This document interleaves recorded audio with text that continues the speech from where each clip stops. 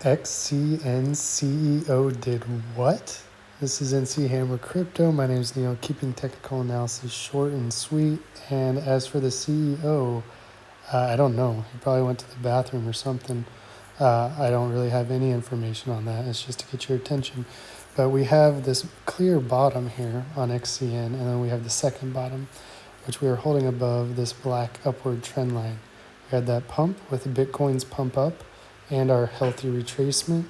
You say, Neil, why did we have that healthy retracement? Well, looking at the daily, we got overbought very quickly, and then we have to have a sell-off to come back down to get near this yellow line that is coming upwards.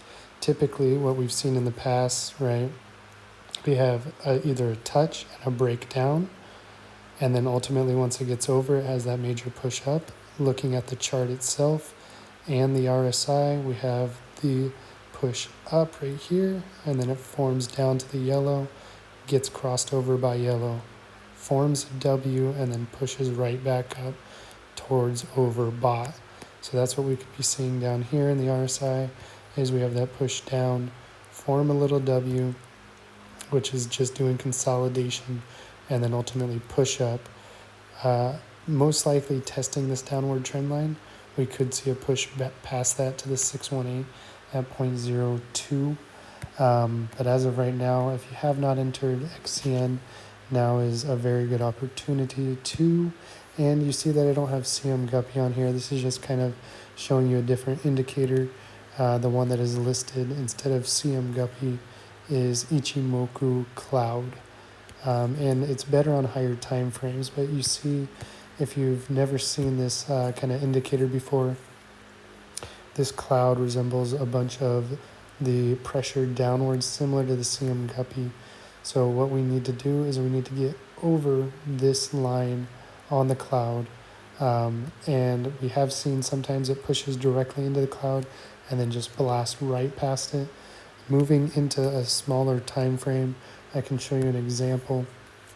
This is the 4 hour for XCN, and we see the cloud was coming down. We pushed through it real quick, but came right back into it, tried to get over it. We could not break over the cloud, and it had that push down, pushed into the beginning or the bottom of the cloud, rejected, and then we tested into the cloud once more, and then once we made it over the cloud completely, we had the bullish momentum upwards, which formed the bullish cloud.